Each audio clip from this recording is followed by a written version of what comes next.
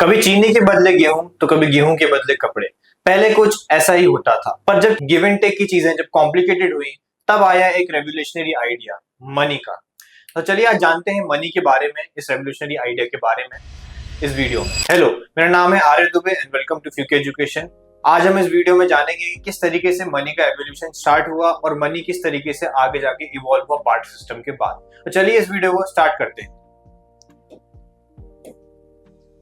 सबसे पहले हम जानते हैं कि मनी क्या होता है। Money is anything that is generally accepted as a mode of payment of goods and services and repayment of loans and debts such as taxes etcetera in a particular nation or country. यानी कि money को अगर हम define करें तो money क्या है? Money is anything, यानी कि मनी ऐसी कोई भी चीज है जिसको जनरली एक्सेप्ट किया जाता है as a mode of payment of goods and services and repayment of loans and debt such as taxes etcetera. यानी कि ऐसी कोई भी चीज जिसको एक्सेप्ट किया जा रहा है as a mode of payment किसी भी गुड्स एंड सर्विस को परचेज करने के लिए, या फिर लोन्स एंड डेट लोन्स या फिर डेट्स को पे ऑफ करने के लिए, जैसे टैक्सेस किसी भी नेशन या कंट्री में, हम उसे कहते हैं money.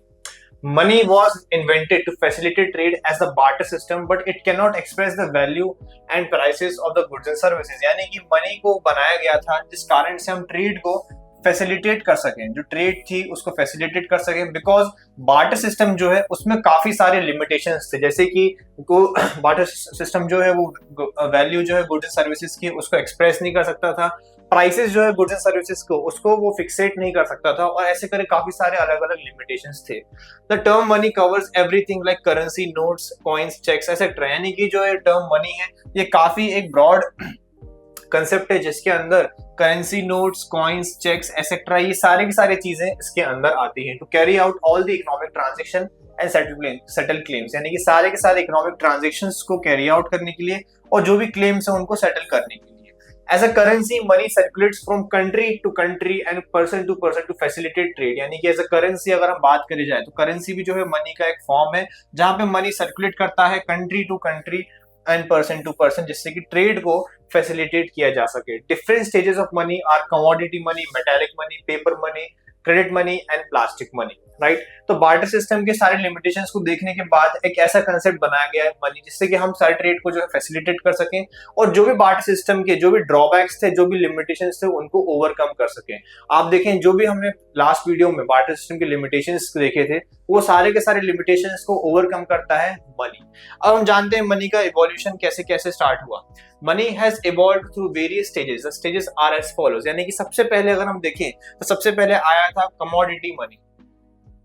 In the Asian trade or barter system, any commodity that was demanded or selected with the consent of both parties and has some value was used as money। यानी कि ऐसी कोई भी commodity, एशियन ट्रेड में बात कर रहे हैं जब एशियन ट्रेड में, या फिर तब की बात करते हैं जब बार्टर सिस्टम तब चल रहा था, तो ऐसी कोई भी कमोडिटी जिसकी कोई वैल्यू थी या फिर ज्यादातर डिमांड में रहती थी और बोथ द पार्टीज यानी कि दोनों की दोनों पार्टीज उसको एक्सचेंज करने के लिए तैयार रहती थी, बिकॉज उसमें कुछ वैल्यू थी, उसको मनी के तौर पे इस्तेमाल किया जाता था। यानी कि पहले के समय में मनी ऐसे एकदम चालू नहीं हुआ कि यहाँ पे आप देख सकते हैं कि नोट था, कोई कॉइन था ऐसा नहीं था, बल्कि किसी कमोडिटी को ही वहां पे मनी के एक तरह एक्सचेंज में इस्तेमाल किया जाता था।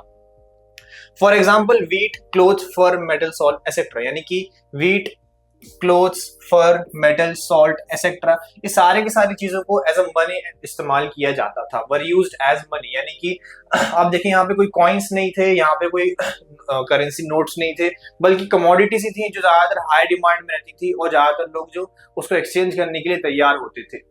But after the introduction of commodity money, gold और silver coins were used as money. फिर क्या हुआ, कमोडिटी मनी के आने के बाद यूजुअली जो है गोल्ड और सिल्वर कॉइन जो है वो स्टेपल होगा, यानी कि उसको फिर ज्यादातर इस्तेमाल करने लगे लोग मनी के तौर पे। Gold coins were valuable as they can be used in exchange for goods and services. अब यहाँ बात करिए गोल्ड कॉइन्स की, तो गोल्ड कॉइन काफी ज्यादा टाइम तक चले और काफी ज्यादा पॉपुलर भी रहे काफी टाइम तक, बिकॉज उनमें काफी ज्यादा वैल्यू भी थी और वो इजिली एक्सचेंज के तौर में इस्तेमाल भी किए जा सकते थे गुड्स एंड सर्विसेज के लिए। However as gold itself was valued and has other uses also, commodity money give rise to next stage of money that is representative money. यानी कि गोल्ड जो है उसकी खुद की भी एक बहुत ज्यादा वैल्यू होती थी और उसके और भी काफी सारे यूज होते थे। इस कारण से कमोडिटी मनी जो है वो सिर्फ यहाँ पे नहीं रुका, बल्कि इसका एवोल्यूशन जो है वो आगे जाके बढ़ा और रिप्रेजेंटेटिव मनी में चेंज हो गया। तो रिप्रेजेंटेटिव मनी या फिर हम उसे बोलते हैं metallic money. With the progress of trade commodity money was converted into metallic money, यानी कि जैसे जैसे ट्रेड जो है वो आगे बढ़ता गया, जैसे जैसे प्रोग्रेस करता गया, जो कमोडिटी मनी थी उसको कन्वर्ट कर दिया गया मेटालिक मनी में। Metals like silver, copper, gold etcetera. क्या था मेटालिक मनी में, यानी कि अब यहाँ पे मेटल्स का इस्तेमाल किया जा रहा था एक्सक्लूसिवली सिर्फ और सिर्फ मनी के तौर पे, जैसे कि silver, copper, gold etcetera were commonly used as they are easy to use and quantity can be easily determine, यानी कि उनका इस्तेमाल करना जो है वो काफी ज्यादा इजी होता था और उनकी क्वांटिटी को भी इजीली डिटरमाइन किया जा सकता था। Metallic money was the main type of money through out a huge part of recorded history, और काफी बड़े समय तक, काफी लंबे समय तक हिस्ट्री के मेटालिक मनी जो है वो काफी टाइम तक चलन में रहा। But everything has both positive and negative aspect. No doubt, metallic money helps with easy exchange of goods and services, but it gave rise to some problem also, which led to led to the next stage of evolution of money. यानी कि आप देख सकते हैं कि काफी बिगर part of history में metallic money जो था वो काफी समय तक चला, लेकिन इसमें भी कुछ प्रॉब्लम थी जिस कारण से इसका इवोल्यूशन और आगे हमें देखने को मिलता है, जो कि है paper money. It was very difficult and unsafe to carry gold and silver coins from place to place, therefore paper money was invented. यानी कि गोल्ड और सिल्वर कॉइन्स को काफी ज्यादा मुश्किल भी था और रिस्की भी था कैरी करना, क्योंकि उनकी काफी ज्यादा वैल्यू होती थी, इसलिए वहां पे बनाया गया paper money. The invention of paper money was the most important stage of money evolution. It is controlled and regulated by the Reserve Bank of India, the central bank. In the present scenario, currency notes or paper money captures a huge part of the money issued by the central bank. यानी कि जो paper money था वो और easy to carry था और easy to use था इस्तेमाल करने में। और आज के टाइम पे देखा जाए प्रेजेंट सिनेरियो में, तो आज के टाइम पे करेंसी नोट और पेपर मनी जो है वो काफी बड़ा हिस्सा है मनी इशूड का, जो भी सेंट्रल बैंक इशू करता है। जैसे हमारे देश में रिजर्व बैंक ऑफ इंडिया जो है वो एक सेंट्रल बैंक है और वो पेपर मनी को पूरी अथॉरिटी है उसके पास। And most of the transactions are carried out with the help of the paper money, और आज के टाइम पे ज्यादातर मैक्सिमम ट्रांजेक्शंस जो है वो पेपर मनी के थ्रू ही कैरी आउट किए जाते हैं। इसके बाद हम देखते हैं credit money. Credit money was invented along with the paper money. People keep a part of their cash or savings as bank deposit and withdraw them with the help of checks as per the needs or requirement. यानी कि credit money जो था वो paper money के साथ साथ ही evolve हुआ। लोग यूजुअली क्या करते थे, एक अपनी जो इनकम थी या जो भी इनकम थी, लोग क्या करते थे, जो उनकी इनकम होती थी उसका एक पार्ट जो है वो एज अ सेविंग्स रख लिया करते थे और बैंक में जमा कर देते थे, और तब भी जब चाहे वो तब उसे चेक्स के थ्रू विड्रॉ कर सकते थे। The cheque or bank is not money in the reality but performs all the functions of similar to money, यानी कि आप चेक के थ्रू भी लोगों को पे कर सकते थे। चेक जो था वो एक्चुअली में रियल मनी नहीं था, बल्कि वो एक कहीं ना कहीं आपकी डिपॉजिट के अगेंस्ट में एक पेमेंट था। तो इस तरीके से जो है क्रेडिट मनी का भी इवोल्यूशन जो था वो आगे जाके धीरे धीरे हुआ।